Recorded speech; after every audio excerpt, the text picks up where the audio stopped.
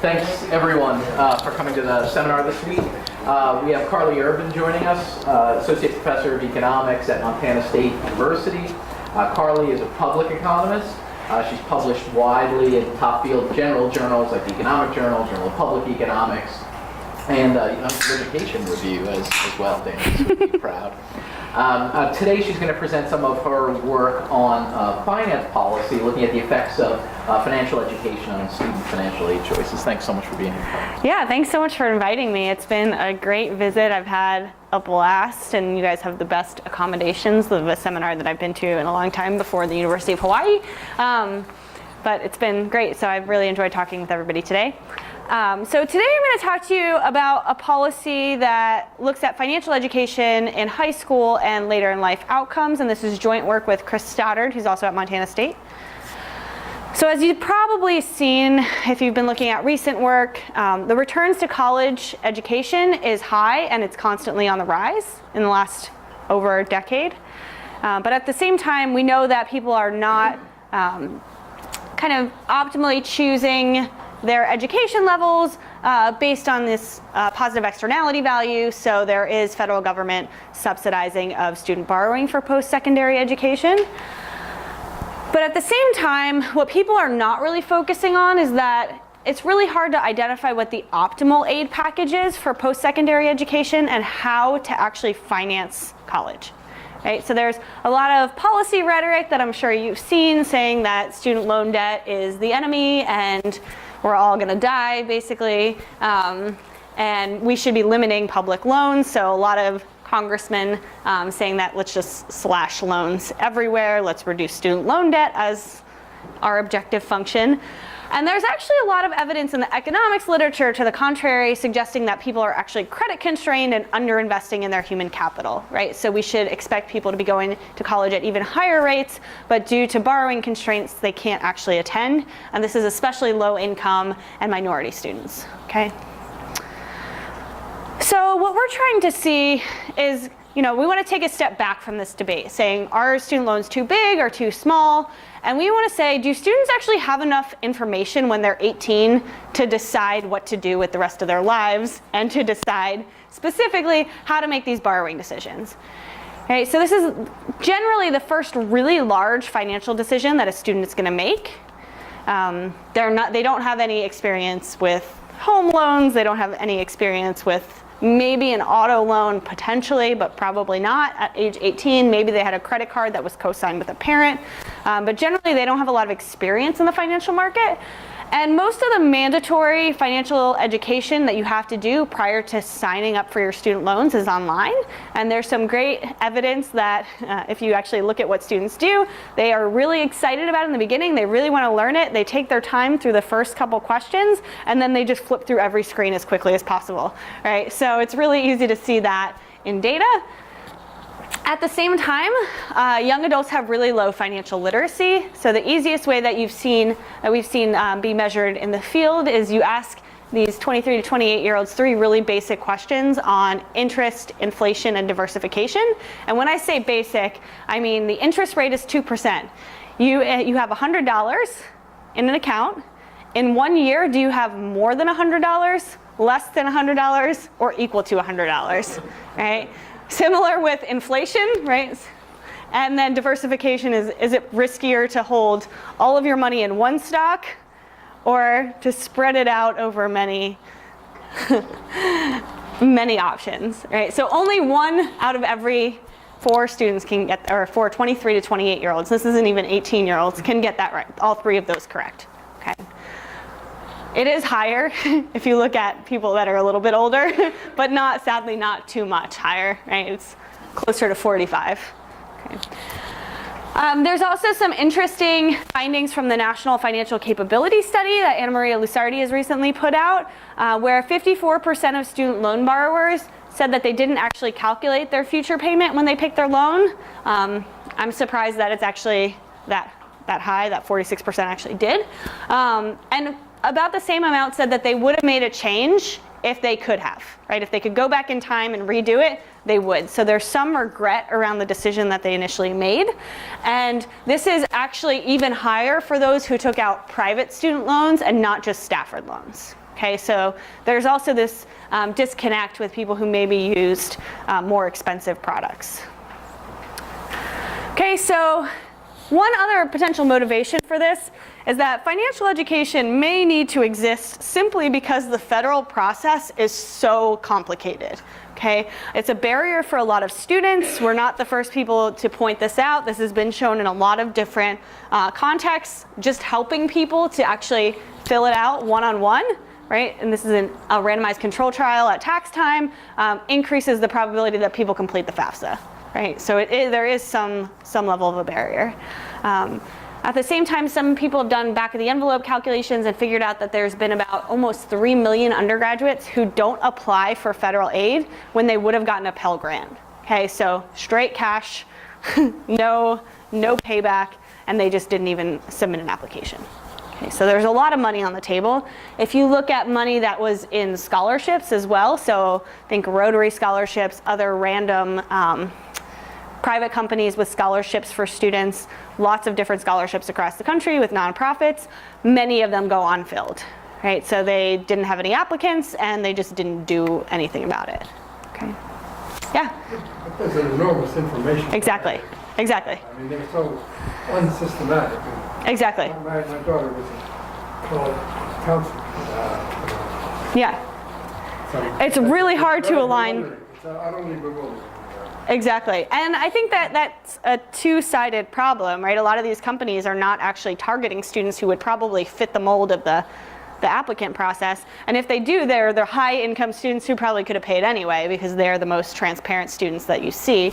But that's exactly what I'm arguing, is that there's this potential information problem, and how do we fill that gap, right? So I'm going to talk about how financial education is one way to fill that gap. And one of the cool things is that in these classes, if you talk to some of the teachers, one thing that they often have students do is just fill out 5 to 10 scholarship applications as part of the coursework.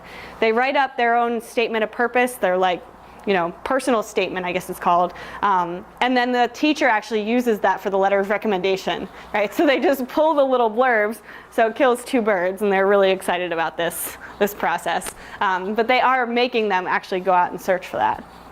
Okay, so one potential, as I've said, policy mechanism to maybe improve these decisions, and by improve I mean have people make information or choices with more information, is to require these personal finance courses or coursework is what I'm going to say, since it's often integrated into other subjects, and I'll talk about that a little in a while. In 22 states, it's required to cover personal finance topics prior to graduation, so you can't actually receive a high school diploma until you've completed either a course or a course within a course, I guess you could say. Okay. So our research question is, can financial education requirements in high school change students' initial financial aid packages? We're going to try to outline ways in which we think that it makes sense for certain things to go up and down depending on how behavior would be optimal. Is there any sort of heterogeneity across the credit requirements that are offered across states that mandate it? Not really, no, because a lot of the banks are national, right? So Wells Fargo just uses federal regulation, right? No, I'm sorry. Oh. Course credit. Course credits, not like credit constraints. Okay. There are lots of, yes, many, yeah. And I'll talk about that a little bit more. But they're all basically different, so it's really hard to kind of lump them all together. Yeah? So you're going to look at initial aid packages. Are you going to look at the extensive margin? Are there people who get this information, they decide, Yep. wait, actually, I'm just not even going to go? Yep. There's no change there, but I'll show that to you with CPS. Yeah, I was surprised, but there's absolutely no change on whether or not they go and what type of school they go to. I think part of that is just because most of these are your senior year. And you've already applied. Yeah, I mean, type of school is kind of interesting. Yeah. You could say, I mean, because it's still, I think the present value of the public education is positive and pretty large. Yep. You know, net. So hopefully you're not discouraging people from going. Yeah. But the type of institution, that's interesting, that They're not switching 2 versus 4. They're not switching public versus private. Are they getting this in the beginning of the semester? Or Depends. The year, or? Okay. Yeah, it's different across school district so much, yeah. Yeah, I was trying to pull in the state standards. Some of them have, like, you need to do this in your sophomore year, you have to have this in your senior year, but only a couple states actually spell that out. Yeah. Some of the other policy responses that have been out there have been either campus-based interventions, so very specific to the college setting, that basically show that there are certain groups are affected when they get more information, but not all, right? So effects are very heterogeneous there. Behavioral economics literature is really pushing the student loan front right now. Framing matters a lot, so depending on what kind of offer you initially give to a student changes what they choose, right? So if you give them many options, they'll pick something in the middle. If you only give them one option, they're just gonna pick that one. They don't realize that they can pick anything. So the default bias there is really important. The other thing that I think is kind of interesting is there is some debt aversion. So it could be that students actually understand their self-control problems, right? So in cases where people had the option to take out basically almost interestless student loans, they weren't taking it if they were worried about repayment, especially lower income students. Okay. And also there's some fixed cost of borrowing. So if you give students a little bit more money in grants, they don't borrow, but they probably should be, right? So they're underfunding themselves, but there's this fixed cost to actually taking out a loan when maybe you needed like a $300 loan and you didn't do it. All right, so what we're gonna do is use a difference in difference strategy to compare students just before and just after the graduation requirements hit in states with and without these requirements. And we're going to look at these changes in financial aid packages at the same time. We want to really understand for whom this is affecting behavior. So is this the high income kids? Is it the low income kids?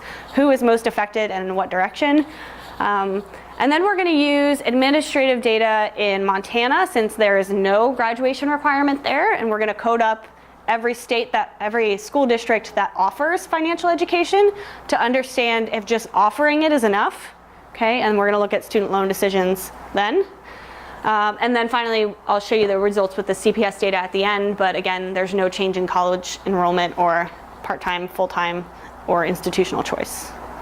So you may be getting to this already. I just want to sort of think about and talk kind of anecdotally about some of the mechanisms, what's going on in these courses, exactly sort of what's being emphasized, what kind of activities are going on. Do you have some specific?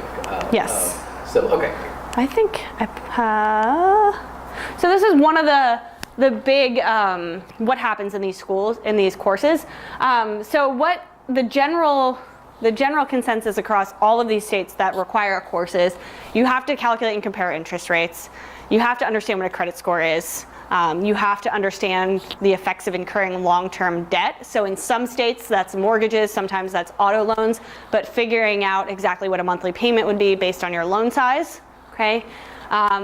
How to use a credit card and how interest accrues is one of the big topics in all of them. And there's a lot of kind of, I don't want to call it experiential learning, but simulation learning maybe, because they don't actually have the credit cards. This is almost like a more of an economics topic, I feel like, for me at least. Examining how incomes may fluctuate. So understanding the business cycle, understanding employment, understanding how things go up and down and how that you might need to save for future shocks. And similarly, insuring against risk is a big thing. So they talk about things like health insurance and any type of future insurance. So this is basically all of the courses. Now there's a lot of additional heterogeneity. So one of the big examples here is in Texas, they actually directly discuss student loans in their curriculum. Okay, so in Texas, in order to meet the state standards, you have to understand how to complete the FAFSA, even if you're not going to college. Research and evaluate scholarship opportunities, so kind of what we were talking about before. Compare grant options, private and federal student loans. So actually go through exercises to say, this is going to be my payback rate based on these different conditions. And that's where it becomes really salient that private loans have higher interest rates than public loans, okay? And you can see how much that's going to cost you to repay.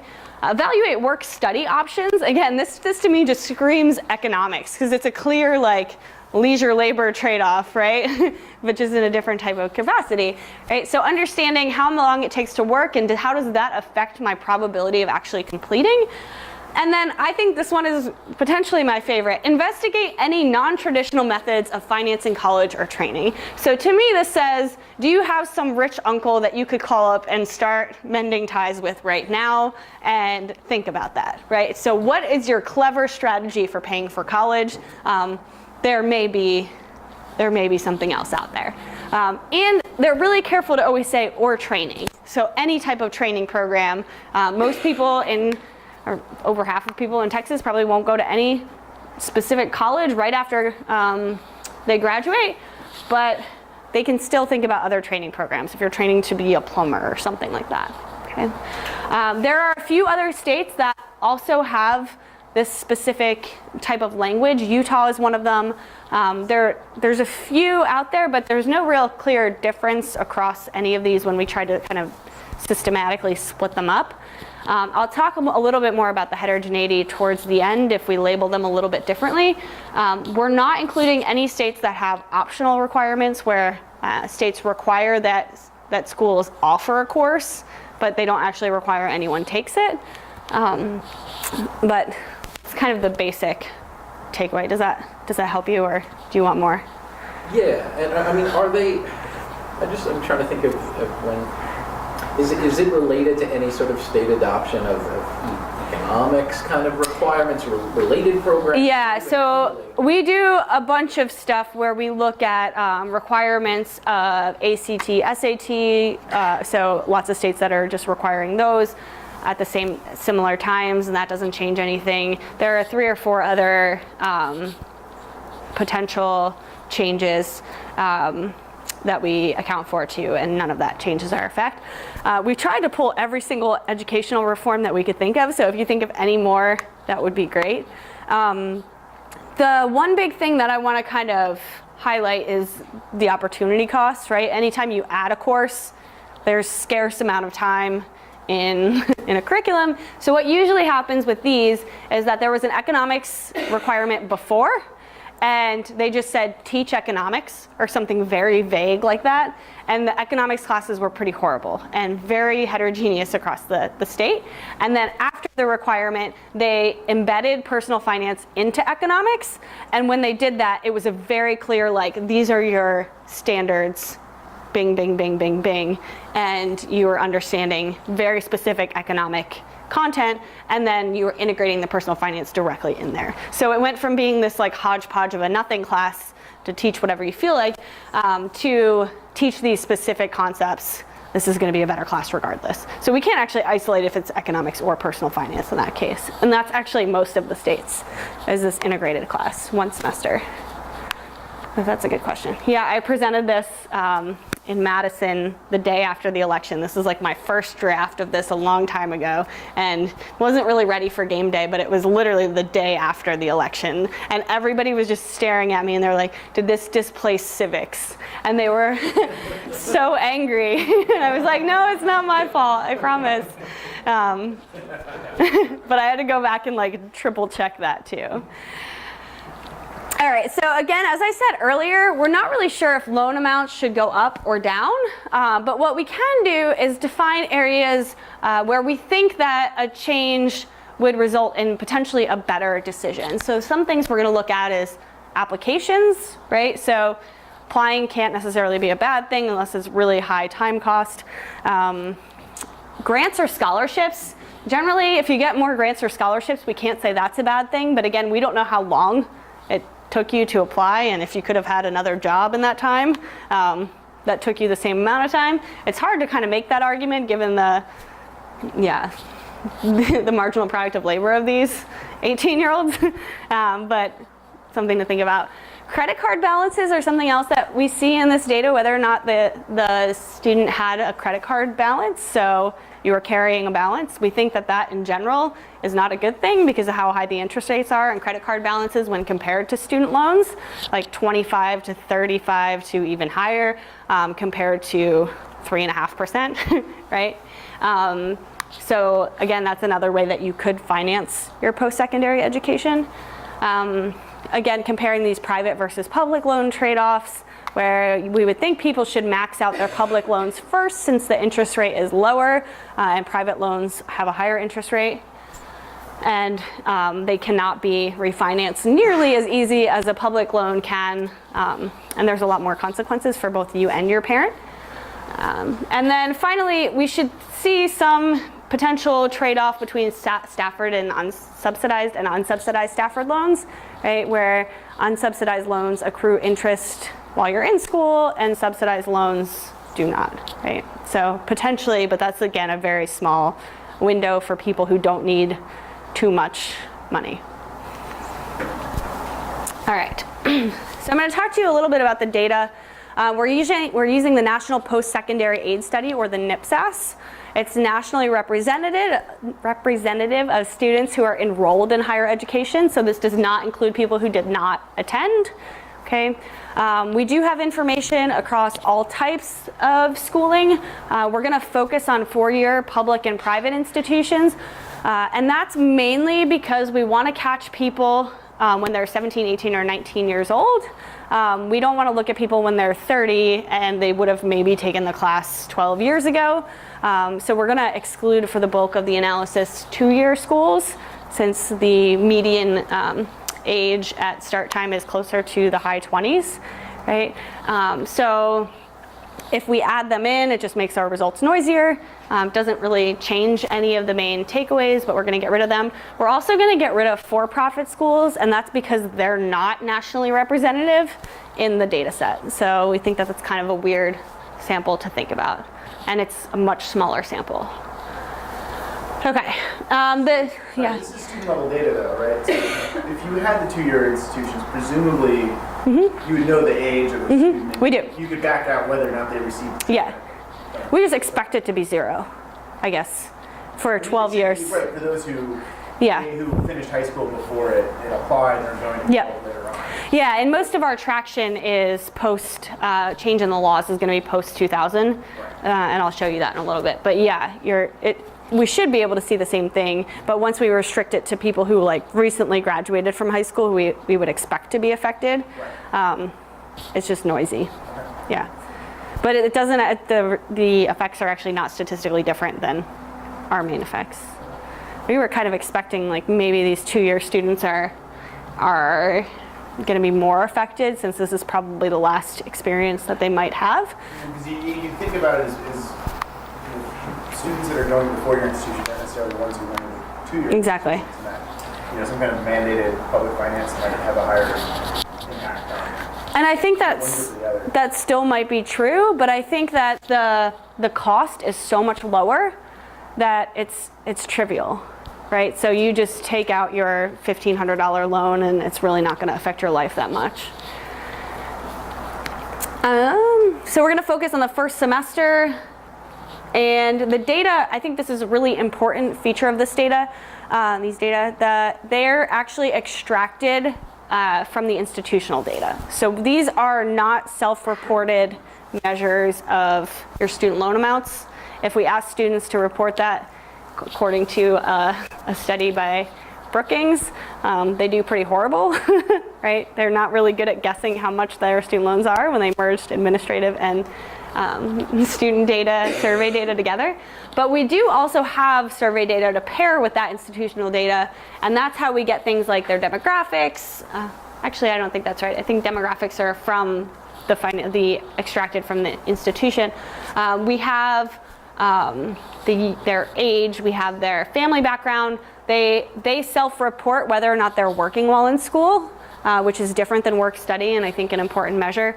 They report whether or not they have the credit card balance, which is why we don't use the amounts. We're just using a yes/no. And then the other really, really important thing for this study is we know their permanent address. Okay, so we know where their mail is being sent, where their acceptance letter was sent, and we're assuming that that was the state they went to high school in. Okay. So there's about 10% of students go out of state in this sample, according to that measure, which links up with their measures. Okay. So again, we're going to compare students within the same treatment state that graduate the year before and after the requirement. We're going to compare students in the control states across years, and the same with treatments, and then compute that difference. We're going to cluster our standard errors at the state level, since that's where the policy variation is. If you want to see our specific equation. One more thing that I should come back to is that the data are about every 4 years. I say about because it does go back further, and we will use some of the older ones, and those are every 3 years.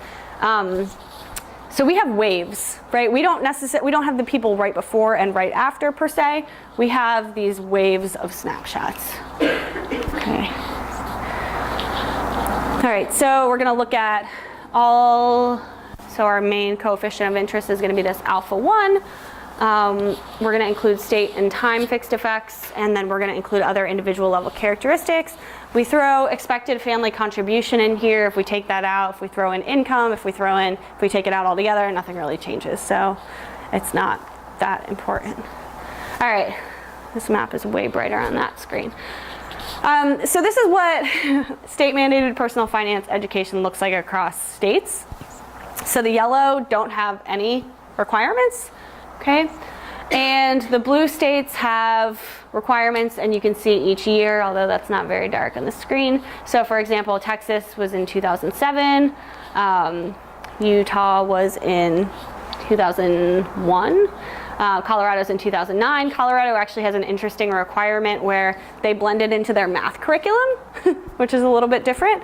So that's kind of another way to play it, right? Econ being one, but they just throw it into all of their math examples in their junior year, which is kind of interesting. What are some other big ones? So you see a lot of geographic bunching around here. There are some in the south, and again, all of these went from econ to this mixed econ personal finance.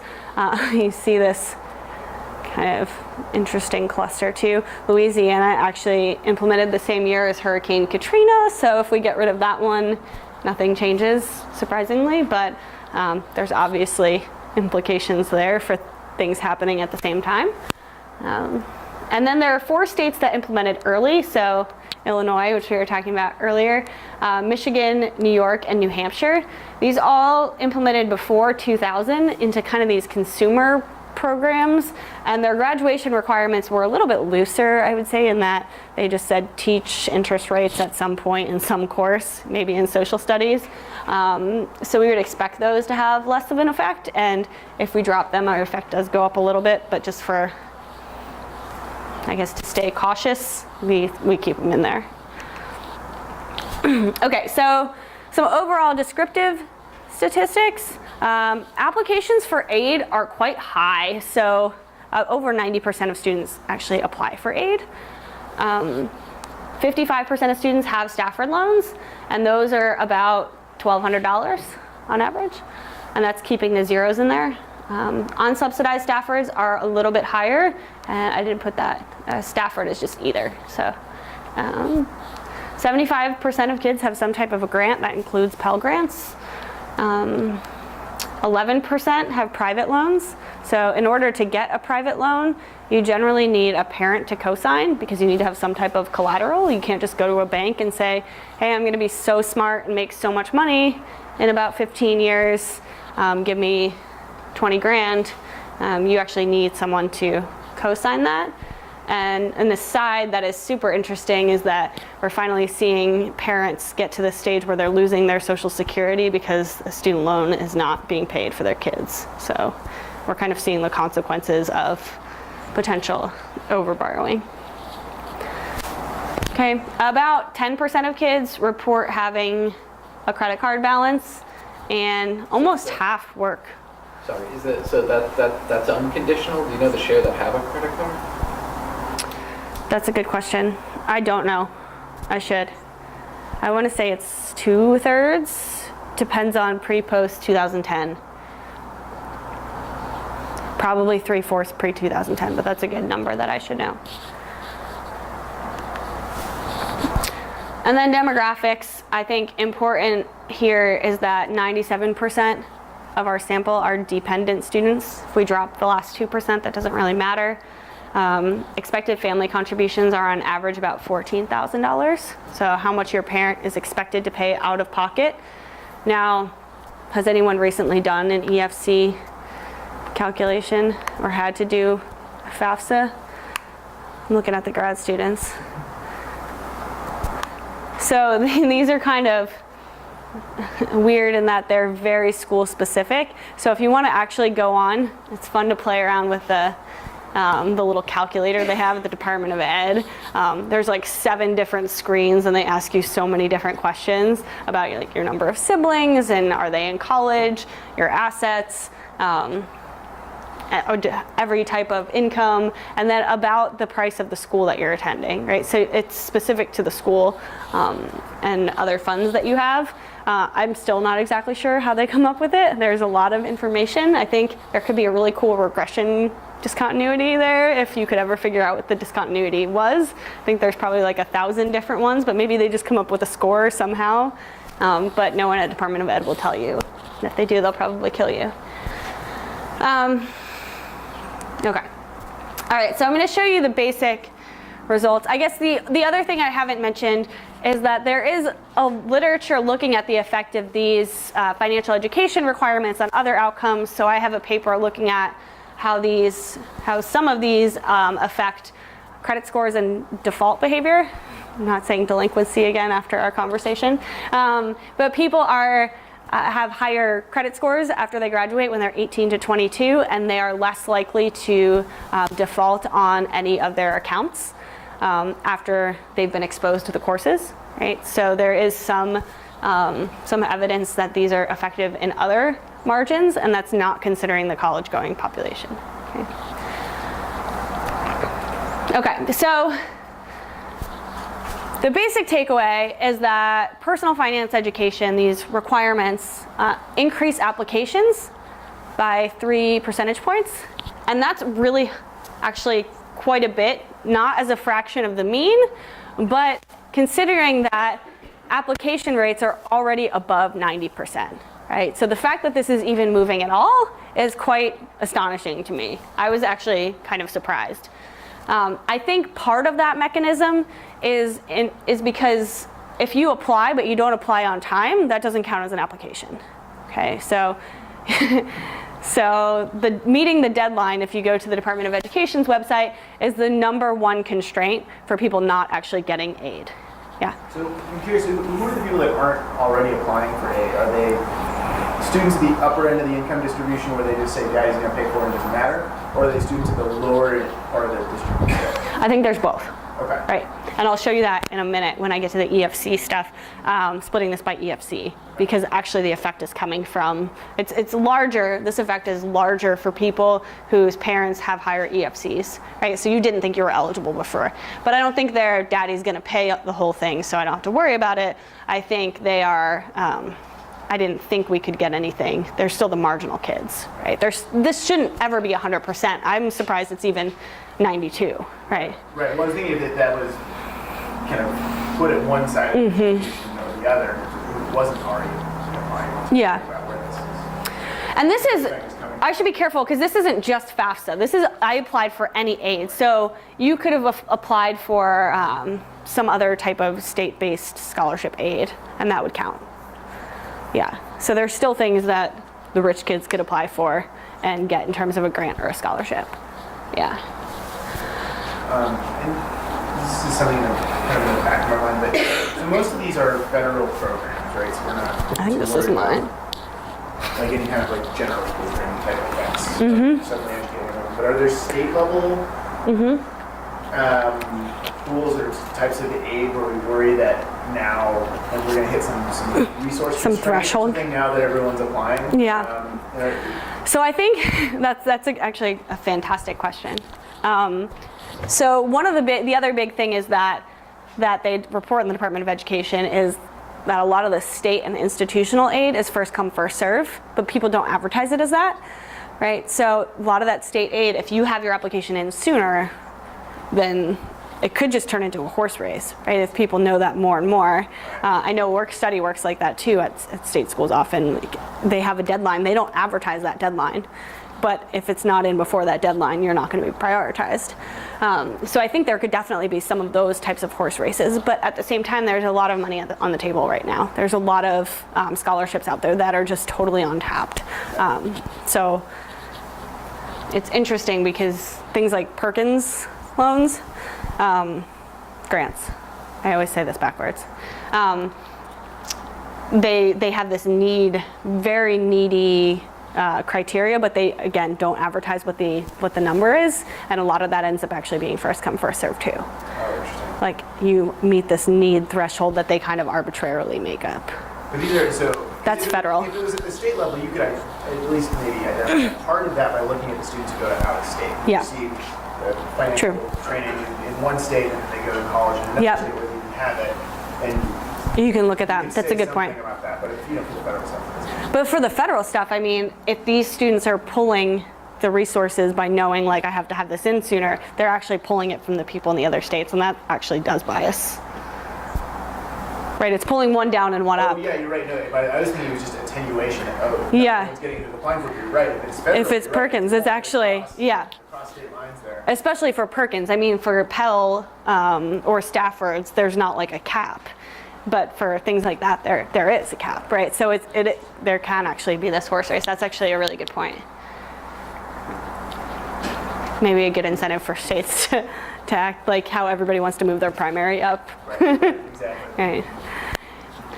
Right. So after these applications go up, we do see a 5 percentage point increase in whether or not you have a Stafford. So people are taking out more of these public loans, suggesting maybe there were some credit constraints before, or you just didn't even know you had this available option. The increase, this is pretty close to a zero estimate, I would say, if on the unsubsidized Stafford amount. Granted, the standard error is not zero. It's mostly from the subsidized, so that kind of passes the sniff test. And we do see this marginal increase in having a grant. I'm reporting these as the plus signs are 10 percentage points, just to be super conservative, since I am testing more than a few outcomes. Granted that they're all interrelated, so I'm not super worried, but just to be extra cautious. We're not seeing an extensive margin effect on having a private loan, but we are seeing an intensive margin effect on the dollar amount. But again, that includes the zeros. That's a bigger effect if I don't include the zeros. It's not exactly the same, but the increase in subsidized Stafford at first looks like it's being replaced by private loans, right? So if I were to just look at the average effect, that would be the story I would tell. And there is this decline in having a credit card balance, which again, for financial literacy people, that seems to be a positive outcome given that interest rates are so high on credit cards. And there's no real change on the average effect of working while enrolled. Now, again, as I said, it looks like there's this cool shift from private to public loans. It's really interesting. Really good one-liner if you're writing a news article, but once you split it by expected family contribution, that rhetoric totally changes. So where things are bolded, this means that it's statistically different than the average effect, okay? So that coefficient is different than this guy, for example. All right, so let's start with the low EFC kids. So low-income kids, lower expected family contribution. What we see is that there is this increase in applications for aid, but their average was higher than the high EFC kids, right? So 97% of kids were already applying. We do see this increase. But the subsidized Stafford increase is largely coming from this population. It's larger than the average effect, so about $183 more on average. This went from zero to a little bit higher than zero, but again, it's not statistically different. They're more likely to have a grant, potentially a Pell Grant, could be another grant, and they're less likely to work. Okay, so they're substituting, these low-income kids are potentially substituting working while they're in school, right? That part-time job that's really not paying that well, for more federal aid, okay? Kind of makes sense, maybe is a good decision, but hard to say exactly if you don't know every individual student and how well they do with that trade-off. Now the high EFC kids, the only real difference from the average, this is slightly larger but not statistically different than the average effect in terms of applications. So again, maybe they didn't know that they were eligible, but they are reducing their private loans by quite a bit. Okay, so they're taking out less in private loans, and this kind of takes me back to the find your rich uncle story, right? There are a lot of other ways that higher income kids can finance their education. One being second mortgages on their parents' homes, right? Any other type of asset that they have, there's a reason that they have a higher expected family contribution, right? So, oh, I should also say we picked 4,000 because when we figured out what the average cost was at an average public or private university and put in median income and everything kind of along the middle of every demographic characteristic for that calculator at the Department of Ed, that's what we got. Okay, so we did slice it pretty carefully by that. And this credit card effect does seem to be largely coming from these higher income kids. Okay, yeah. Even though they already had lower rates of having a credit card balance. You can look similarly across race. Not surprisingly, this high EFC is correlated with being white, right? Anyway, but we do see that this private loan is coming from white kids, and African American and Hispanic kids actually see increases in these subsidized Staffords by a lot more. And there's this increase for African American kids on unsubsidized Staffords, which is potentially pointing to the fact that they are even more credit constrained and have less information than others. Okay. Yeah. So do you have information on which school students are going to? Yes. Would it be maybe interesting to calculate some of these values in terms of tuition to see if it's a significant portion of the tuition cost that's being changed by these education policies?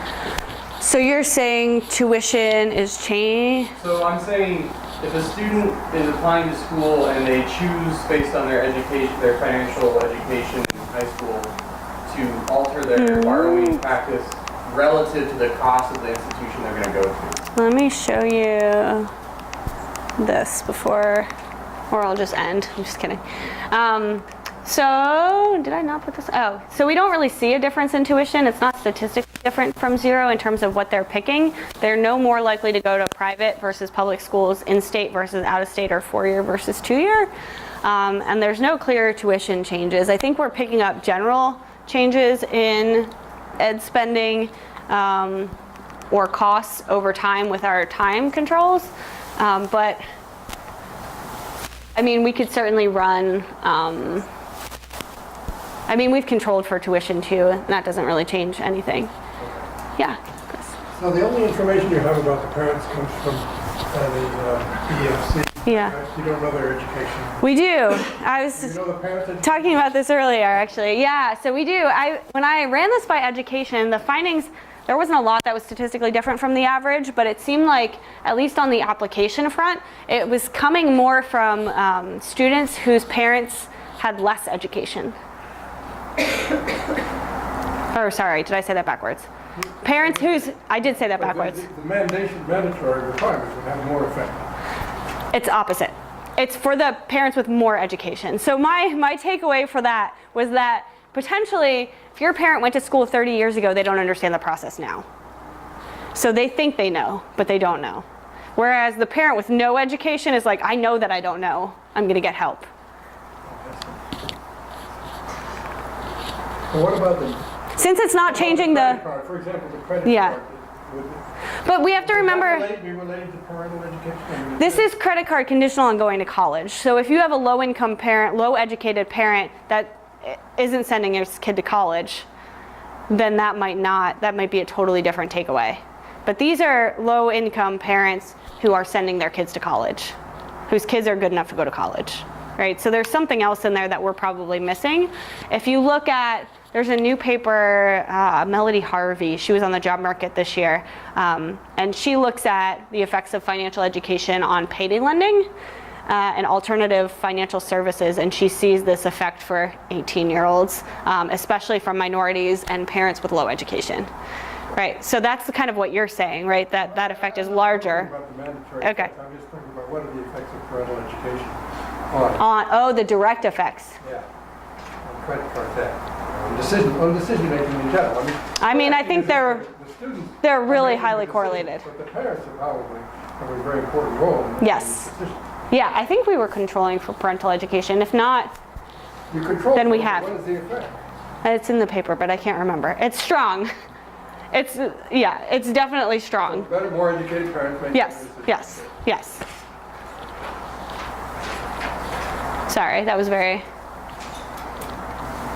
long-winded. I think the controls are in the appendix somewhere in the paper, but yeah.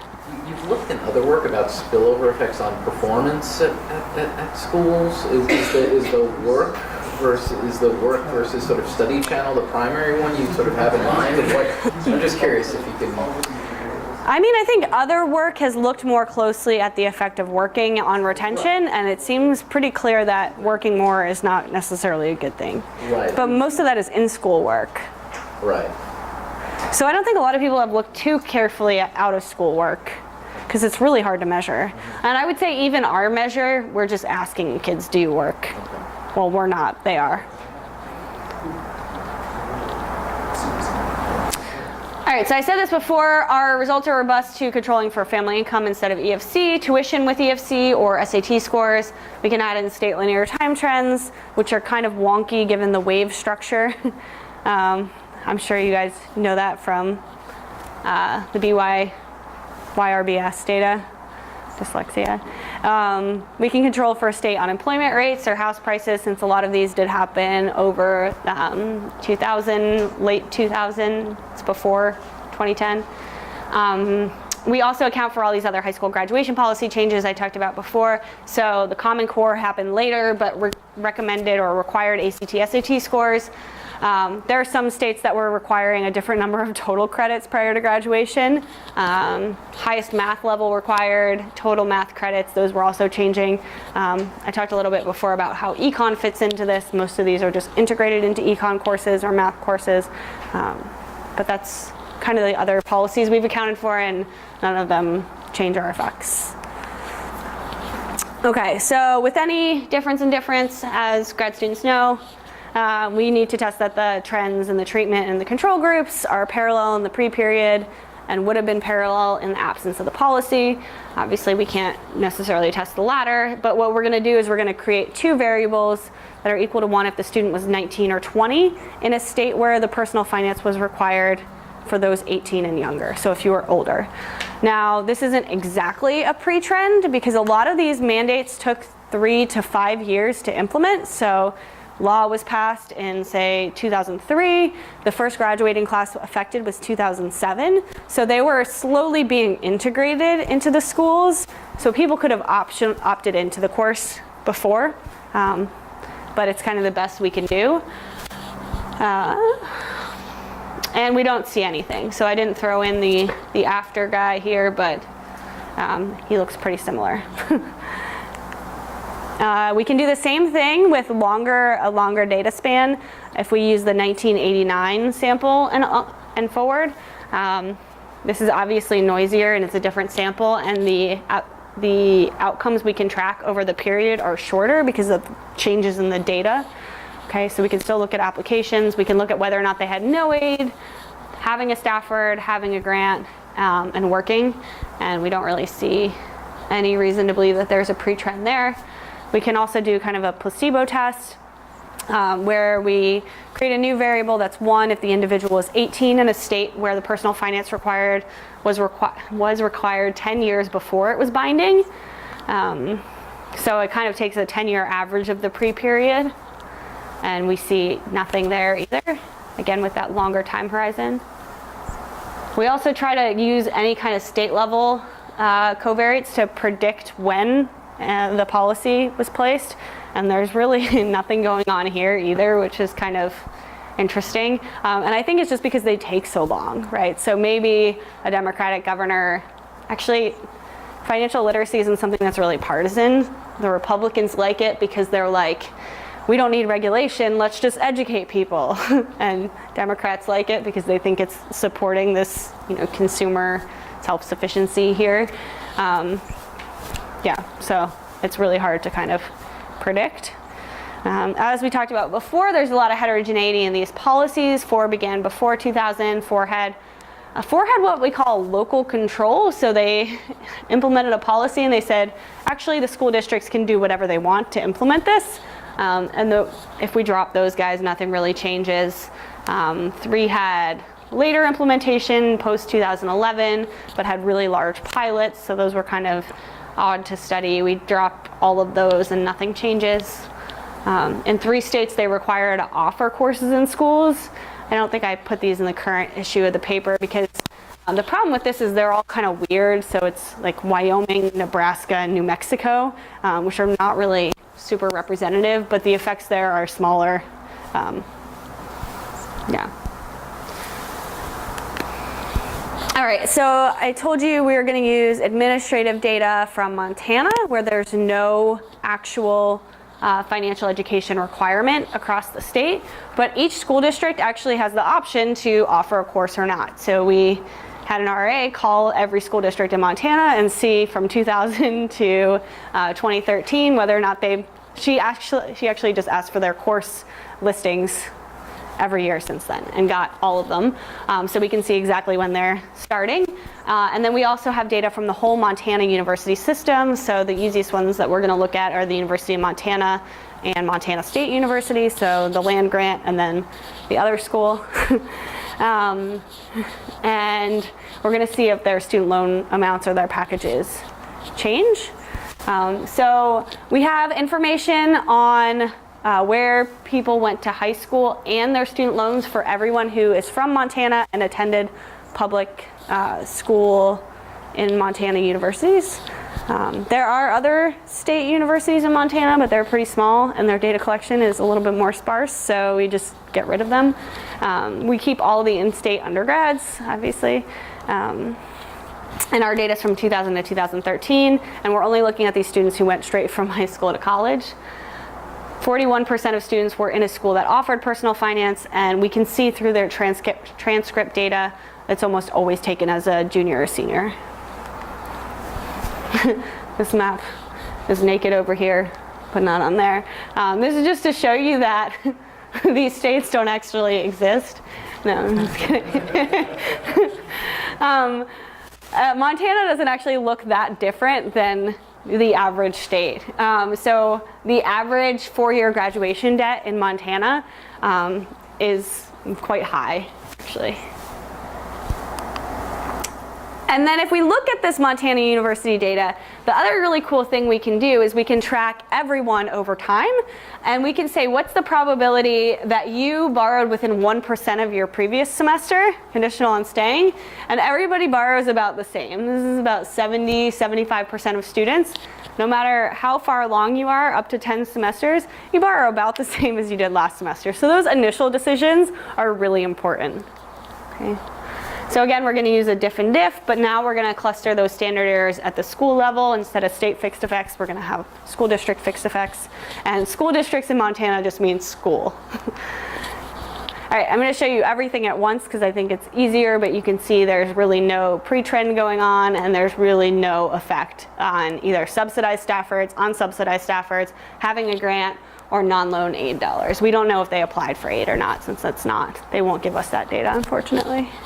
Okay.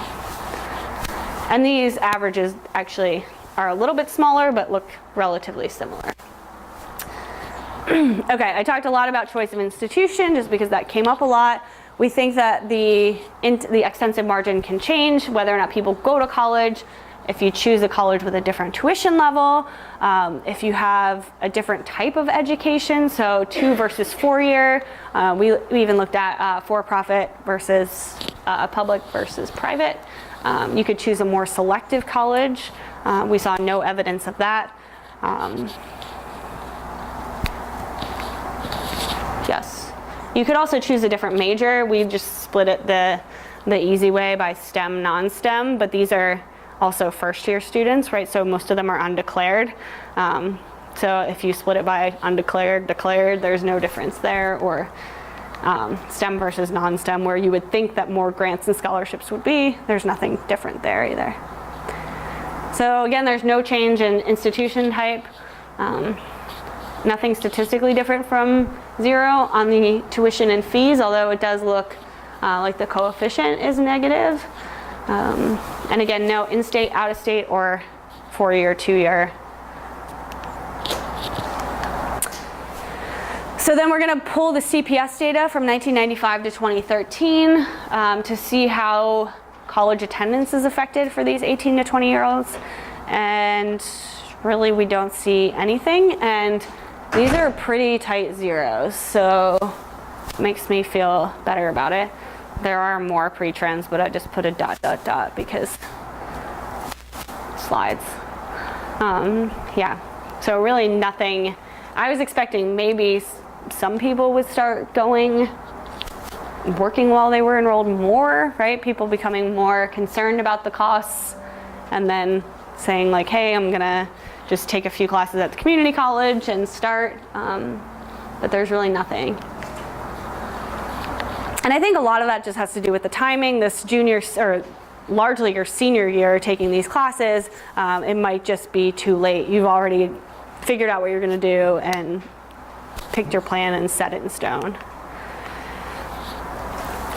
So just to kind of wrap up, I think while these overall effects suggest that maybe there's this transition from private to public loans, it's actually really heterogeneous across these populations. So people with higher family income are reducing their private loans, while these lower income families are actually increasing their public borrowing, but reducing working. So it's hard to understand these trade-offs in kind of a simple one-liner narrative that could blast the Wall Street Journal like our funders want us to do. Yeah, I should mention this is funded by the National Endowment for Financial Education, but these are my words, not theirs. Yeah, but it's hard to say exactly what that trade-off is and whether or not that's even good or bad, right? Depending on how you think about that. I guess, yeah, that's the question about sort of the social welfare kind of implications of this. Well, I think, so I always go back to, if you look at the previous studies and you think these courses are increasing credit scores and reducing default, then the back of the envelope kind of checks out anyway, right? If they're improving for, the general consumer population, that in itself helps with the cost-benefit analysis. So then even if there's this marginal change in information and applications, that's still probably going in the right direction. But you still should be concerned that potentially these teachers are just taking it to a different level and just scaring these students into like, don't ever take out anything or you're gonna be bankrupt by the time you're 30, right? And I think that was my concern when I started. And the more you talk to people in states, the more you hear things like, oh, we got this requirement, who do we throw in there? Let's just get the art teacher because they have a free period. Like, they can teach personal finance, whatever, they have bills, right? And that's not the right way to do it. So I was actually a little bit more skeptical when I started doing this, but I think with the student loans, it's a lot more nuanced, right? It's not obvious what they should be doing. Reduction in credit card balances is probably good, right? We can say that. Increased applications is probably good, right? But in terms of working versus public borrowing, I mean, I think it's probably good because the interest rates are pretty low on these. I think it's 3.5 still on Stafford loans, right? That's quite low. And it's not like they're making that much money when they're working while they're in college, unless they're on and off on the oil fields or something. But I don't think it's directly obvious, and I think that's kind of the harder story to tell.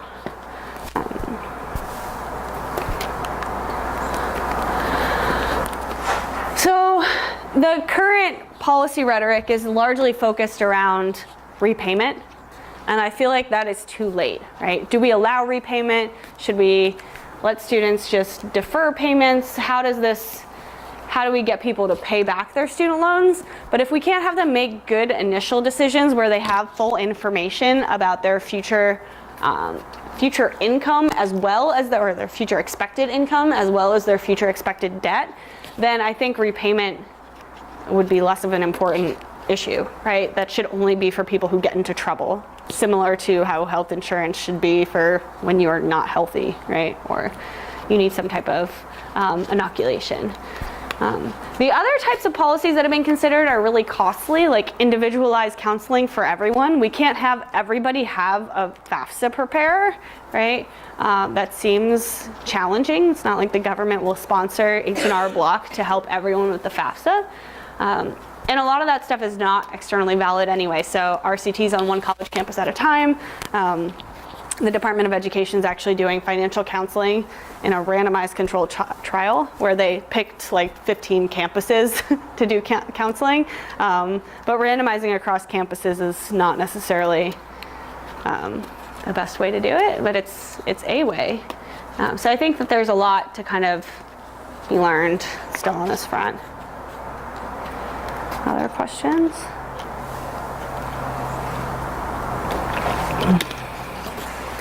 Cool. Thank you. Thanks. I think I gave you 10 minutes too.